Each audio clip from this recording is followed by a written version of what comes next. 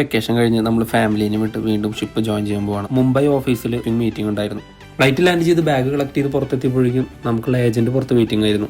ഏജന്റിന്റെ കൂടെ നേരെ നമ്മൾ ഹോട്ടലിലെത്തി ചെക്ക് ഇൻ ചെയ്ത് ഒന്ന് റെസ്റ്റ് എടുത്തു. ബ്രേക്ക്ഫാസ്റ്റ് ഹോട്ടലിൽ തന്നെ കഴിച്ച് ഓഫീസിലേക്ക് പോകാനുള്ള തയ്യാറെടുപ്പെടുത്തു. മുംബൈയിലുള്ള റഷിന് അന്നും ഇന്നും ഒരു കുറവുമില്ല. ഓഫീസിലെത്തി ഡീബ്രീഫിംഗ് കംപ്ലീറ്റ് ചെയ്തു. ഡോക്യുമെന്റ്സ് എല്ലാം വെരിഫൈ ചെയ്തു. നമുക്ക് പാരീസിൽ നിന്ന് കണക്ഷനാണ് ന്യൂയോർക്കിലേക്ക് ഉണ്ടായിരുന്നത്. Mumbai airport one of the biggest airport തന്നെയാണ്. അതിനുള്ളിൽ കറങ്ങി തിരിഞ്ഞ് വന്നപ്പോഴേക്കും നമുക്ക് ബോർഡിങ്ങിനുള്ള സമയമായി. 11 hours ആയിരുന്നു ഫ്ലൈറ്റ്. 2-3 മൂവീസും കണ്ട് അങ്ങനെ നമ്മൾ പാരീസ് എയർപോർട്ടിലെത്തി.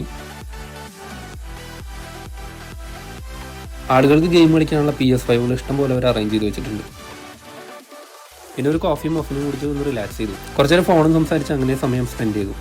അതിനുശേഷം ഒരുവിധ ഇന്റർനാഷണൽ ബ്രാൻഡുകളെല്ലാം അതിൻ്റെ ഉള്ളിലുള്ളതുകൊണ്ട് മേടിക്കാനില്ലെങ്കിലും വെറുതെ ഒന്ന് വില ചോദിച്ച് എല്ലാ ബ്രാൻഡിലും കയറി ടൈം സ്പെൻഡ്. കൊച്ചിയിൽ നിന്ന് യാത്രയാവുന്ന നേരത്ത് ഭാര്യ എടുത്ത വീഡിയോ അവളെ എനിക്ക് അയച്ചു തന്നു. ആ വീഡിയോ ആണ് ഈ കാണുന്നത്. അങ്ങനെ നമ്മൾ പാരീസിൽ നിന്ന് ന്യൂയോർക്കിലേക്കുള്ള ഫ്ലൈറ്റ് ബോർഡ് ചെയ്തു. ഫ്ലൈറ്റ് ടേക്ക് ഓഫിന്റെ സമയത്തും ലാൻഡിങ്ങിന്റെ സമയത്തും കൃത്യമായിട്ട് നമുക്ക് 2 ഷിപ്പുകൾ കാണാൻ സാധിച്ചു. അങ്ങനെ നമ്മൾ ഫൈനലി ന്യൂയോർക്ക് ലാൻഡ് ചെയ്തു. ഇവിടെ നിന്നാണ് നമ്മൾ ഷിപ്പ് ജോയിൻ ചെയ്യുന്നത്. അത് കഴിഞ്ഞ് നമ്മൾ നേരെ ഹോട്ടലിലേക്ക്. നല്ല കമ്പനികൾ ഒരിക്കലും മിനിമം സ്റ്റാൻഡേർഡിന് താഴേക്ക് ഹോട്ടലുകൾ തരില്ല. നമുക്ക് കിട്ടിയിരുന്ന ഹോട്ടൽ ഹിൽട്ടന്റെ ഡബിൾ ട്രീ ആയിരുന്നു. One of the best hotel എന്ന് തന്നെ പറയാം. ഹോട്ടലിൽ നമ്മൾ ചെക്ക് ഇൻ ചെയ്തു. റൂം വളരെ സ്പേഷ്യസ് ആയിരുന്നു. അതുകൊണ്ട് തന്നെ പ്രത്യേകിച്ചൊന്നും ഒതുക്കി വയ്ക്കാനൊന്നും നിന്നില്ല. ബാത്റൂമിൽ നമുക്കൊരു ബാത്ത് ടബ് ഉള്ളതുകൊണ്ട് അതിൽ കുറെ നേരം സ്പെൻഡ് ചെയ്യാൻ പറ്റും. അത് കഴിഞ്ഞ് കുളിച്ച് ഫ്രഷായി നമ്മൾ എല്ലാവരും കൂടി അത്യാവശ്യം നല്ല സ്റ്റേക്കും സാൽമൺ ഫിഷും ഫ്രൈസും അങ്ങനെ എല്ലാം കൂടി അടിപൊളി ഡിന്നർ. ഉറക്കം കഴിഞ്ഞ് എഴുന്നേറ്റ് നേരെ ബ്രേക്ക്ഫാസ്റ്റ് കഴിക്കാൻ താഴേക്ക് പോയി.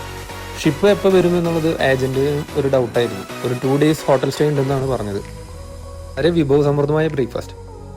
എന്തായാലും ന്യൂയോർക്ക് എത്തി. അപ്പോൾ പിന്നെ ന്യൂയോർക്ക് ഒന്ന് എക്സ്പ്ലോർ ചെയ്യാമെന്ന് വിചാരിച്ചു. പിന്നീട് സ്റ്റാർബക്സിൽ നിന്ന് ഒരു കോഫിയും കുടിച്ച് ടാക്സിയും എടുത്ത് നമ്മൾ പുറത്തേക്ക് ഇറങ്ങി. അങ്ങനെ നമ്മൾ ന്യൂയോർക്ക് ഒന്ന് എക്സ്പ്ലോർ ചെയ്യാമെന്ന് വിചാരിച്ചു. ഒരു ടാക്സി അറേഞ്ച് ചെയ്ത് ഇന്ത്യൻസ് US വന്ന എന്തായാലും ബെസ്റ്റ് ബൈ പോയിരിക്കും. അങ്ങനെ നമ്മൾ ബെസ്റ്റ് ബൈയിൽ ചെന്ന് ഒരു iPhone 15 Pro ആണ് നോക്കിയത്. അവൈലബിൾ ആയിരുന്നില്ല. അപ്പോഴാണ് നമ്മുടെ ടാക്സി ഡ്രൈവർ പറഞ്ഞത് ഇവിടെ നിന്ന് ഒരു 5 kilometers പോയി കഴിഞ്ഞാൽ അമേരിക്കൻ ഡ്രീം എന്ന് പറഞ്ഞ ഒരു വലിയ ഷോപ്പിംഗ് മാൾ എത്തും. അവിടെ ആപ്പിളിന്റെ സ്റ്റോർ ഉണ്ട്. അവിടെ നിന്ന് ആപ്പിളിന്റെ ഏത് പ്രൊഡക്റ്റ് വേണമെങ്കിൽ നമുക്ക് മേടിക്കാൻ പറ്റും. കൊച്ചിയിലെ ലുലു മാളിനേക്കാൾ ഒരു 3-4 times ബിഗർ ആയിട്ട് തോന്നി. നാടിനെ അപേക്ഷിച്ച് അറൗണ്ട് ഒരു 20,000 to 25,000 rupees ഡിഫറൻസ് ഉണ്ട്. മാളിന് മൊത്തമായിട്ട് 4 കോട്ടിയാടുകൾ ഉണ്ടായിരുന്നു. 4 കോട്ടിയാടുകളും ഡിഫറെന്റ് ക്രിസ്മസ് തീമിൽ അറേഞ്ച് ചെയ്തിട്ടുണ്ടായിരുന്നു. കാണാൻ വളരെ മനോഹരമായിരുന്നു. ആപ്പിൾ സ്റ്റോറിൽ അന്വേഷിച്ചപ്പോൾ നമുക്ക് 15 Pro അൺലോക്ക് ചെയ്തത് അവൈലബിൾ ആയിരുന്നില്ല. കൺഫ്യൂഷൻ ആയപ്പോൾ അവസാനം 16 Proയിൽ തന്നെ വന്നെത്തി. ആപ്പിളിന്റെ ഏറ്റവും ലേറ്റസ്റ്റ് മോഡലായ 16 Pro തന്നെ നമ്മൾ എടുത്തു. അതിനുശേഷം ഡാറ്റ എല്ലാം ട്രാൻസ്ഫർ ചെയ്ത് നമ്മൾ നേരെ ഫുഡ് കഴിക്കാൻ ചെയ്തു. ഫുഡ് കഴിച്ചു കഴിഞ്ഞാൽ അടുത്ത പ്ലാൻ നമുക്ക് സ്റ്റാച്യു ഓഫ് ലിബർട്ടി അതുപോലെ ടൈം സ്ക്വയർ അതെല്ലാം ഒന്ന് എക്സ്പ്ലോർ ചെയ്യണമെന്നായിരുന്നു. അങ്ങനെ നമ്മൾ ട്രെയിൻ പിടിച്ച് അങ്ങോട്ടുള്ള യാത്ര തുടങ്ങി. അങ്ങനെ നമ്മൾ ഒട്ടും സമയം കളയാതെ സ്റ്റാച്യു ഓഫ് ലിബർട്ടിക്കുള്ള ട്രെയിൻ പിടിച്ചു. നമ്മൾ അവിടെ എത്തിയപ്പോഴേക്കും സൺലൈറ്റ് ഡൗൺ ആയി. കാരണം ന്യൂയോർക്കിന്റെ വെതർ വളരെ മോശമായിരുന്നു. പിന്നീട് അവിടെ അന്വേഷിച്ചപ്പോഴാണ് മനസ്സിലായത് സ്റ്റാച്യു ഓഫ് ലിബർട്ടിക്കുള്ള ഫെറി ക്ലോസ് ചെയ്തു. പക്ഷെ അവർ തന്നെ വേറൊരു ഐഡിയ നമുക്ക് പറഞ്ഞു തന്നു. ഫ്രീ ആയി നമുക്കൊരു ഫെറി യാത്ര കിട്ടും സ്റ്റേറ്റൻ ഐലൻഡിലേക്ക്. സ്റ്റേറ്റൻ ഐലൻഡിലേക്ക് പോകുന്ന വഴി നമുക്ക് സ്റ്റാച്യു ഓഫ് ലിബർട്ടി വളരെ ക്ലോസ് ആയി കാണാൻ സാധിക്കും. അപ്പം പിന്നെ ഒന്നും നോക്കിയില്ല, ആ ഓപ്ഷൻ തന്നെ തിരഞ്ഞെടുത്തു. വളരെ അകലം തന്നെ സ്റ്റാച്യു ഓഫ് ലിബർട്ടി നമ്മൾ കണ്ടു തുടങ്ങി. പറയുന്ന പോലെ തന്നെ ഒരു പ്രാവശ്യം കണ്ടിരിക്കേണ്ട അത്ഭുതം തന്നെയാണ് സ്റ്റാച്യു ഓഫ് ലിബർട്ടി. നമ്മൾ കടൽ ജീവികളായതുകൊണ്ട് ഫെറി യാത്ര അത്ര എക്സൈറ്റഡ് ആയിട്ടൊന്നും തോന്നിയില്ല.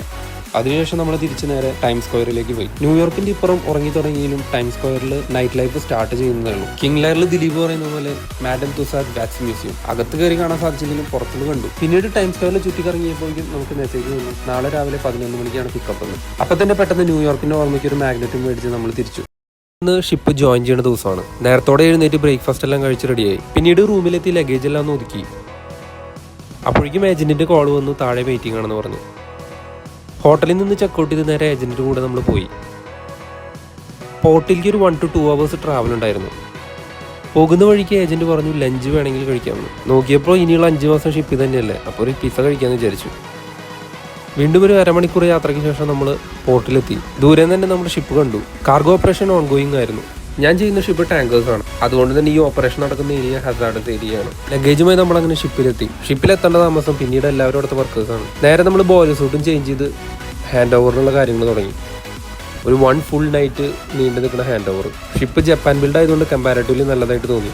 ജപ്പാൻ ബിൽഡ് ആയതുകൊണ്ട് തന്നെ മനുഷ്യർക്കല്ല മെഷീനറിക്കാണ് പ്രാധാന്യം. ഞാൻ ഇതുവരെ ചെയ്ത ഷിപ്പുകളെ അപേക്ഷിച്ച് ക്യാബിൻ വളരെ ചെറുതാണ്. ബാക്കി വിശേഷങ്ങളായിട്ട് അടുത്ത വീഡിയോയിൽ കാണാം. ബൈ.